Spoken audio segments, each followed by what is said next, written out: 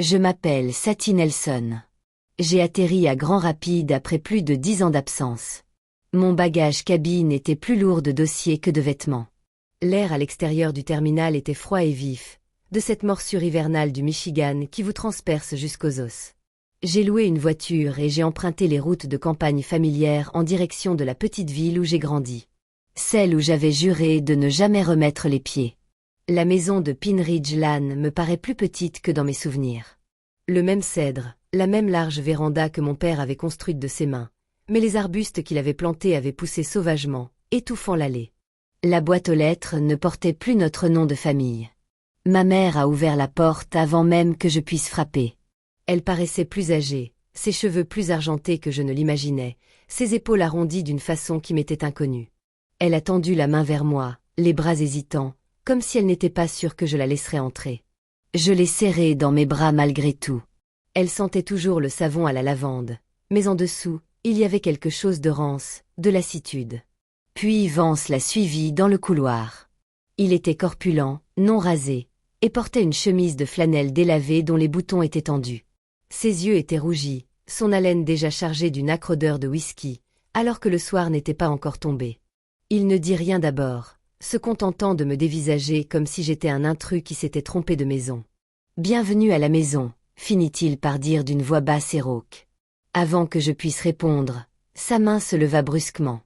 Le revers de sa main s'abattit sur ma pommette avec un claquement sec qui résonna dans le hall silencieux. La douleur fut vive et immédiate. J'eus un goût de cuivre. Mais ce qui me fit le plus mal, ce qui me coupa le souffle, c'était de voir ma mère détourner le regard, imperceptiblement, juste assez pour faire semblant de ne rien avoir vu. Je restai là, la main pressée contre ma joue, sentant la chaleur monter sous ma paume. Vance vacilla légèrement, satisfait, comme s'il avait marqué un territoire qui lui échappait. Les yeux de ma mère restèrent fixés au sol. C'est à ce moment-là que je compris à quel point les choses avaient changé, et à quel point elles étaient restées les mêmes. On me disait froide, distante. Peut-être qu'on me le dit encore. J'ai quitté cette ville juste après le lycée, une bourse en poche et la promesse de ne jamais me retourner. Mon père était mort quelques années plus tôt, lentement et douloureusement après son service militaire, et la maison me paraissait trop vide sans lui. Je m'étais construit une vie à Chicago, appartement en centre-ville, au coin d'une rue. Le bureau, la vue sur le lac qui rendait la solitude presque belle. Mais quand ma grand-mère a appelé, sa voix fluette mais assurée, pour m'annoncer le décès de mon grand-père et me dire que je devais rentrer, je n'ai pas pu refuser. Surtout quand elle a ajouté, d'une voix calme et certaine, « Il y a des choses que tu dois voir par toi-même. » Alors, je suis venue avec les documents que j'avais conservés toutes ces années. Les papiers originaux de l'hypothèque sur laquelle j'avais cosigné pour aider ma mère à garder la maison après le décès de mon père. Des papiers qu'elle croyait sans doute perdus à jamais. Des papiers où mon nom figurait encore, clairement. Je n'étais pas venue les mains vides. Ce soir-là, j'ai franchi le seuil, portant plus que des bagages. Je portais des preuves. Et après ce premier choc, après le silence qui a suivi, je portais aussi autre chose. Une décision calme et ferme. Ce n'était pas une simple visite. C'était le début de la reconquête de ce qui m'appartenait. Je n'ai pas fermé l'œil de la nuit. La chambre qu'on m'a donnée était une petite chambre d'amis à l'arrière de la maison, encombrée de cartons du vieux matériel de pêche de Vance. Des appareils de musculation poussiéreux. Un étroit canapé-lit avait été installé de force. Les draps sentaient légèrement le moisi. Allongé dans le noir, les joues encore douloureuses, j'écoutais les bruits inhabituels de la maison qui s'installaient autour de moi. Des voix étouffées montaient du rez-de-chaussée, la voix douce et apaisante de ma mère, puis le grondement sourd de Vance. La télévision murmurait tard dans la nuit. Tôt le lendemain matin, je me suis éclipsée avant qu'il ne se réveille. J'avais besoin d'air, besoin d'espace pour réfléchir.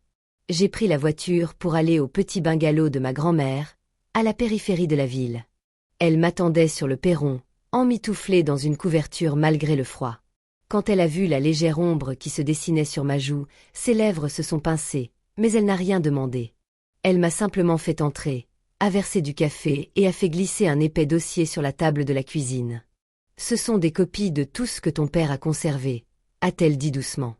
Il t'a toujours dit de garder des traces de tes affaires.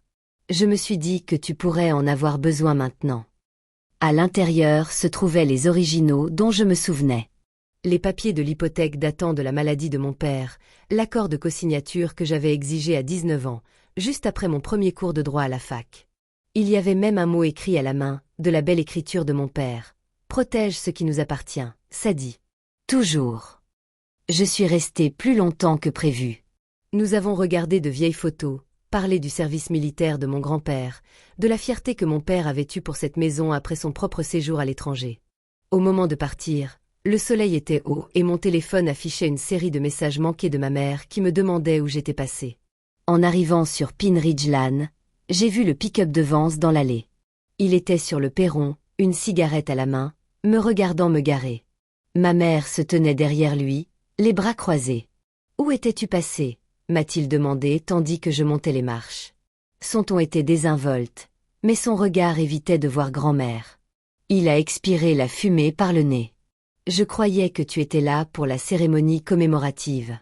Pas pour remuer le passé. Je n'ai pas répondu, je l'ai juste dépassé en entrant dans la maison. L'air y était plus lourd que la veille. Une odeur de cigarette, de la vaisselle sale, une aigreur indéfinissable. Les photos de famille qui ornaient le couloir avaient disparu. À leur place, des reproductions bon marché de serres et de barres, du genre qu'on trouve dans les grandes surfaces. Ma mère m'a suivi dans la cuisine. « Tu n'es là que pour quelques jours », a-t-elle dit à voix basse. « N'en faisons pas toute une histoire. » J'ai ouvert le réfrigérateur. Plus pour m'occuper que par faim. Des canettes de bière à moitié vides, des boîtes de plats à emporter, une seule salade flétrie. Ce n'est plus la maison de mon enfance. Elle a tressailli. Les choses changent. Vance avait besoin de place pour ses affaires. On avait besoin de l'argent de la vente des outils de papa, ai-je demandé doucement. Elle a détourné le regard. Il était sans emploi. L'usine a fermé après son lumbago. On avait des factures à payer. J'ai refermé le réfrigérateur et l'établi de papa. Ses médailles. Son silence était une réponse suffisante. Plus tard dans l'après-midi, j'ai parcouru la maison pièce par pièce pendant leur absence. Je n'étais pas là pour fouiner, mais pour inventorier. Les étagères encastrées que mon père avait fabriquées dans le salon avaient disparu, remplacées par de fragiles panneaux de particules. Le parquet qu'il avait rénové à la main était usé et terne. Dans ce qui avait été ma chambre, les murs avaient été peints d'un beige fade par-dessus les contours flous de la fresque que j'avais dessinée enfant, des galaxies tourbillonnantes et des chevaux galopant dans le ciel. Dans le bureau de Vance, j'ai trouvé des piles d'avis de retard mêlées à des étiquettes de literie. Un relevé de prêt hypothécaire au nom de ma mère, la signature tremblante mais indubitable. J'ai tout photographié, la main ferme malgré la nausée. Le soir même, ils sont revenus avec des sacs de course et une gaieté forcée. Vance a ouvert une bière et s'est installé dans le vieux fauteuil inclinable de mon père, désormais recouvert d'un tissu camouflage criard. Ma mère s'affairait dans la cuisine, faisant claquer les casseroles plus fort que nécessaire. Le soir, on mangea une pizza surgelée devant la télévision. Vance parla sans me regarder. « Tu comptes rester longtemps. » Juste pour la cérémonie. « Bien, » dit-il. « C'est notre maison maintenant. Notre routine. Pas besoin de perturber les choses. » Ma mère me lança un regard suppliant. J'acquiesçai légèrement, ravalant les mots que je voulais dire. Plus tard, alors qu'il me croyait endormi, je les entendis se disputer à voix basse. Elle demandait pourquoi il m'avait frappé. Lui disait que j'étais arrivé avec une attitude de supériorité, que je l'avais abandonné des années auparavant et que je n'avais pas le droit de les juger. Allongé dans le noir, la joue contre l'oreiller frais, je ressentais la vieille douleur d'être celle qui était partie. Mais en dessous, quelque chose de plus dur se formait. Il pensait que la distance avait effacé mon autorité. Il se trompait. La cérémonie avait lieu dans la vieille église du village, à la sortie de la ville, celle dont le clocher penchait légèrement après une violente tempête, des années auparavant. Je m'habillai en noir, épinglai l'ancien insigne de mon père à mon revers et camouflai mon échymose sous du maquillage jusqu'à ce qu'elle ne soit plus qu'une ombre. Ma mère m'accompagnait en silence, les mains jointes sur les genoux, comme si elle se retenait de toutes ses forces. Arrivée sur le parking, elle se tourna vers moi. « Il n'est pas toujours comme ça, » dit-elle doucement. « L'alcool aggrave les choses.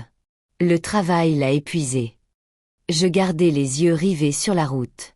Depuis combien de temps te frappe-t-il? Elle se figea. Non. Pas comme ça. Mais il fait d'autres choses. Il gère l'argent. Il vend ce qui ne lui appartient pas. C'est compliqué, murmura-t-elle. Après ton père. La maison me semblait si vide. Vance était là quand j'avais besoin de quelqu'un. Je me garais. Laisser le moteur s'arrêter. Papa nous a laissé cette maison, sa pension, et tu as laissé Vance tout dilapider au jeu. Des larmes coulèrent sur ses joues. Je pensais que ça irait mieux.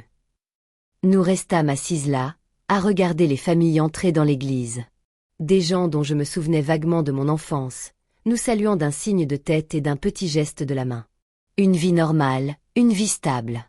Je sentais le poids du dossier dans mon sac, les documents qui pouvaient tout faire basculer. Avec le recul, c'était la première vraie fissure dans le mur que j'avais érigé autour de moi. Pas vraiment de la colère, quelque chose de plus sourd, une tristesse pour ce qu'elle était devenue, pour ce que j'avais perdu en restant loin d'elle. À l'intérieur, la cérémonie était simple. Des hymnes, quelques anecdotes sur la force tranquille de mon grand-père, son service militaire faisant écho à celui de mon père. Grégory Haye, l'avocat de mon grand-père, m'a trouvé pendant la réception. Il était plus âgé, les cheveux argentés, avec ce regard fixe que l'on acquiert après des décennies à démêler des situations complexes. « Votre grand-mère a dit que vous auriez peut-être besoin de parler », a-t-il dit en me tendant une carte concernant la maison. Je lui ai montré les photos sur mon téléphone, le bleu de la veille, les actes de propriété scannés. Son expression s'est assombrie tandis qu'il faisait défiler les documents. « Cela vous donne des options », a-t-il dit doucement. Des options solides. Nous sommes sortis prendre l'air. Le vent portait le parfum des pins des bois derrière l'église. Je lui ai parlé des changements que j'avais constatés, les objets de famille vendus, les sols négligés, la façon dont Vance avait détruit des morceaux de l'œuvre de mon père comme s'ils ne valaient rien. « Votre père a construit cette maison de ses propres mains », avait dit Grégory après la cérémonie, alors qu'il était encore sous le choc. C'était sa façon de s'enraciner. J'ai hoché la tête, la gorge serrée. Je me souvenais de l'avoir regardé poncer ses étagères, mesurant 2 fois avant chaque coupe. Il me laissait tenir le niveau, m'apprenait comment des fondations solides soutenaient tout. Vance la traite comme si elle n'avait aucune valeur. Et votre mère? Elle a oublié qui elle était avant lui. Il m'a rendu mon téléphone. On pourra bientôt déposer les documents. Protéger ce qui reste. Sur le chemin du retour, ma mère regardait par la fenêtre. Que voulait Grégory? Aider à quoi? Je l'ai regardé. La maison. L'héritage de papa. Elle a changé d'avis. Vance et moi. Oh, nous avons transféré l'acte de propriété l'année dernière. Elle est à nous maintenant. Avez-vous lu ce que vous avez signé? Elle n'a pas répondu. Cette nuit-là, j'ai dormi dans un hôtel à la périphérie de la ville. Drap propre, chambre silencieuse, aucun écho des disputes d'en bas. J'ai étalé les documents sur le lit, reconstituant le déroulement des événements. La caution que j'avais signée quand j'étais jeune pour aider mon père après que sa maladie ait épuisé nos économies. La clause que j'avais ajoutée, insistant sur le fait que mes droits ne pouvaient être modifiés sans mon consentement. Tout était encore valable. Mon assistante m'a envoyé un SMS de Chicago. D'autres documents ont été consultés. Un prêt hypothécaire d'il y a 2 ans. Les signatures ne correspondent pas. Assise près de la fenêtre, je regardais les phares fendre l'obscurité. Vance avait rencontré ma mère dans un groupe de soutien après que sa blessure l'eût contraint à l'arrêt de travail. Il avait paru gentil au premier abord, apparemment, mais la gentillesse peut cacher la faim. Il s'était installé rapidement, avait commencé modestement, vendant la vieille montre de mon père, puis les outils, puis des objets plus importants. L'isolant de sa famille, de moi. J'ai repensé à son regard détourné lorsqu'il m'a frappé. Combien de fois avait-elle fait cela pour elle-même? La douleur dans ma poitrine n'était plus seulement due à la maison. Elle était due à elle.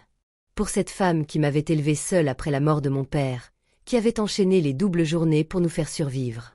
À un moment donné, la solitude l'avait usée, la poussant à se sacrifier pour l'illusion de la compagnie.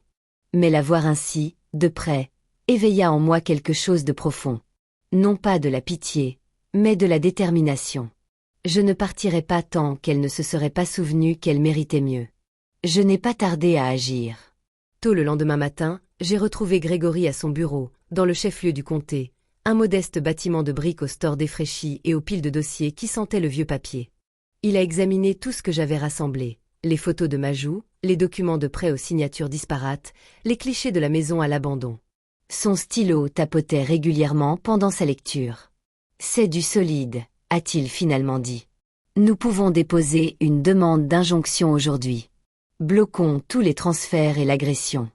Cela justifie une ordonnance de protection. J'ai hoché la tête, les mains jointes sur les genoux. Je veux que ce soit fait dans les règles. Sans détour. Il s'est adossé. Votre père aurait apprécié. Il avait toujours à cœur de bien faire les choses. À midi, nous étions au tribunal. La juge, une femme d'un certain âge au regard perçant, feuilleta notre dossier. Elle s'attarda sur les photos de l'ecchymose, les documents financiers. Ces allégations, fraude, abus, sont graves. C'est documenté, votre honneur, répondit Grégory. Et la cosignataire initiale du bien a qualité pour agir et défendre ses intérêts. Elle signa l'ordonnance. Accepté, les avoirs sont gelés. Accès autorisé pour sécuriser les lieux. Escorte du shérif si nécessaire. Dehors, l'air était plus léger, mais j'avais la gorge serrée. Ce n'était pas encore la victoire, juste un premier pas. J'envoyai un SMS à ma mère. Rejoins-moi à la maison. C'est important. Elle arriva au moment où je me garais. Le pick-up de Vance était déjà dans l'allée. Il était à l'intérieur. Je savais qu'il était probablement dans son fauteuil, un verre à la main. Un adjoint du shérif nous accueillit au bord du trottoir, son insigne brillant sous le soleil d'hiver. « Qu'est-ce que c'est » demanda ma mère, la voix tremblante. « Une ordonnance du tribunal, » dis-je doucement, « pour consigner ce qui a été pris. » Vance ouvrit la porte, le visage rougeoyant à la vue du policier. « Qu'est-ce que c'est que ça ?» Le policier lui tendit les papiers. « Écartez-vous, monsieur. Mademoiselle Nelson a un droit de visite. » Il bafouilla, puis s'écarta. J'entrai. Téléphone en main, je photographiais les emplacements vides où se trouvaient les affaires de mon père, le panneau perforé nu dans le garage, le bureau abîmé dans le salon. Vance rôdait, l'haleine chargée d'alcool, marmonnant sur les enfants ingrats et sur le fait que j'étais partie il y a des années. Ma mère suivait, se tordant les mains. Sadie, s'il te plaît. C'est notre maison. Je me tournai vers elle dans le couloir. C'était la première maison de papa et la tienne. Il n'a pas le droit de la gâcher. Au sous-sol, derrière une pile de cartons, je trouvai un casier métallique rouillé. Le vieux coffre de mon père, de l'époque où il était militaire. Il était vide, mais la serrure était cassée. Je passai mes doigts sur les bosses, me souvenant de la façon dont il m'avait montré ses décorations à l'intérieur, m'expliquant chacune d'elles avec cette fierté discrète. J'ai tout vendu. Vance ricana du haut des escaliers. J'avais besoin d'argent. Ta mère était d'accord. Elle secoua légèrement la tête. Je n'ai pas tout pris. Le policier s'avança. Monsieur, ça suffit. Mais Vance continua, la voix qui montait. Tu crois pouvoir revenir comme ça après tout ce temps? Prendre ce que j'ai construit. Tu n'as rien construit, dis-je d'un ton égal. Tu as tout détruit. Il se jeta alors sur moi, maladroitement, ivre, mais si près que sa main effleura mon bras. Le policier l'attrapa et lui passa les menottes en un clin d'œil. Vous êtes en état d'arrestation pour violation d'ordonnance et agression. Vance se tordit, le visage violet. C'est ma maison. Vous ne pouvez pas. Ce n'est plus le cas, dis-je en le regardant droit dans les yeux. Plus maintenant. Alors qu'il le relâchait, il cria par-dessus son épaule. Des menaces de incendie, des menaces de représailles, des menaces de représailles. La caméra corporelle du policier capta tout. Ma mère s'effondra sur les marches du sous-sol, la tête entre les mains. Comment en est-on arrivé là? Je m'assis à côté d'elle. Le béton froid s'infiltrait à travers mon jean. Parce que tu l'as laissé faire petit à petit. Elle leva les yeux, rougit. J'étais si seule après la mort de ton père. Le silence m'a aidé. Vance l'a d'abord rempli. Puis il a tout vidé. Des larmes coulèrent sur son visage. Et maintenant? Grégory arriva plus tard avec d'autres papiers. Nous nous sommes assis à la table de la cuisine, la table de mon père, usée par des années de repas de famille. Ceci rétablit le titre de propriété, expliqua-t-il. Cela te donne le droit de résidence, mais te protège contre les prêts ou les ventes sans autorisation. Elle fixa le stylo que je lui tendais. Tu me le prends? Tu le sauves? Demandai-je doucement. À lui? À ce qu'il en a fait? La voix de Vance résonnait dans ma tête, ses paroles incohérentes, sa poigne. Mais plus profondément encore, il y avait le mot de mon père dans les documents. Protégeons ce qui nous appartient. Elle signa d'une main tremblante. Aucune colère, juste de la résignation. Ce soir-là, seul à l'hôtel, je reçus l'appel de Grégory. Il est réservé. La libération sous caution fut refusée après ses menaces et le refus des banques de rembourser le prêt. La falsification fut confirmée. Je restai à la fenêtre, observant les lumières de la ville vaciller. Un soulagement m'envahit, mêlé à une profonde douleur. Ce n'était pas une vengeance. C'était une reconquête de la maison, d'elle, de la jeune fille qui était partie, croyant que la distance apaiserait tout. Allongée, les joues encore sensibles, je sentis un changement en moi. La colère se muait en lucidité, le chagrin laissait place à une forme de liberté. Je retournai à la maison cet après-midi-là. Des ouvriers m'attendaient déjà dans l'allée avec des camions chargés de bois et d'outils. Le chef de chantier, un homme qui connaissait mon père de la quincaillerie du coin, me serra fermement la main. « On va la restaurer, dit-il, pièce par pièce. » Nous commençâmes par le salon, soulevant la moquette usée pour révéler le parquet. Là, légèrement gravées dans le grain, se trouvaient les initiales de mes parents, l'année de leur mariage, de petites marques délibérées que mon père avait faites avant de poser le sol. Ma mère les a caressées du doigt en arrivant plus tard, le regard doux. J'avais oublié que c'était là. Vance l'a recouvert, ai-je murmuré, mais c'était toujours là, en dessous. Nous avons travaillé côte à côte cette semaine-là. Elle décapait la vieille peinture des placards, moi je ponçais les étagères du salon. La maison s'emplissait du ronronnement des scies et du parfum du bois frais, effaçant la crasse que Vance avait laissé s'installer. Les voisins passaient avec du café et des anecdotes sur mon père, comment il avait aidé à réparer leur clôture ou appris à leurs enfants à se servir d'un marteau. L'un d'eux a ramené un compas de son service militaire, expliquant que Vance le lui avait vendu à bas prix, mais qu'il savait bien qu'il ne lui appartenait pas. Ma mère écoutait, hochant la tête, ses mains devenant plus assurées chaque jour. Je l'ai laissé me convaincre que j'avais besoin de lui. Un soir, alors que nous étions assises sur la véranda, la poussière dans les cheveux, elle a admis qu'être seule était pire que tout. Tu n'étais pas seule, ai-je dit. Tu avais ta famille, tes amis, moi. Elle a pris ma main. Je le comprends maintenant. Grégory a appelé pour donner des nouvelles.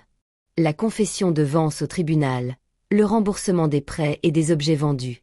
Il allait purger une peine suffisante pour qu'il perde son emprise. Mais je n'y pensais pas. Ce n'était plus à propos de lui. Au sous-sol, nous avons découvert un compartiment caché dans le mur, un petit coffre-fort que mon père avait aménagé. À l'intérieur, il y avait une liasse de lettres, son dossier militaire et une lettre qui m'était adressée. Je l'ai lue seule, assise sur les marches, ces mots se déployant sur la page. Sadie, si tu trouves ceci, souviens-toi, la force ne réside pas dans le combat, mais dans ce que tu construis ensuite. Prends soin de ta mère. Prends soin de toi. Je l'ai plié soigneusement et glissé dans ma poche. Ce soir-là, tenant son vieux marteau retrouvé derrière l'établi, j'en ai senti le poids dans ma paume. Ni trop lourd, ni trop léger. À la fin de la semaine, la maison respirait à nouveau. Les sols étaient cirés, les étagères remontées, toutes les traces de la négligence de Vance effacées. Ma mère se tenait dans la cuisine, caressant du regard le plan de travail que mon père avait installé. « J'ai l'impression que c'est lui, dit-elle doucement. « C'est lui, répondis-je. Et nous aussi. » J'ai prolongé mon séjour en télétravail depuis Chicago, mais j'ai finalement fait mes valises. À l'aéroport, ma mère m'a serré fort dans ses bras. « Reviens vite. »« Je reviendrai, » dis-je. Ce n'est pas un adieu. En m'éloignant en voiture, voyant la ville se rétrécir dans le rétroviseur, j'ai senti le poteau se desserrer. Pas disparu, juste en équilibre. La maison était désormais solide, protégée par des papiers et des souvenirs. Vance n'était plus qu'une ombre qui s'estompait.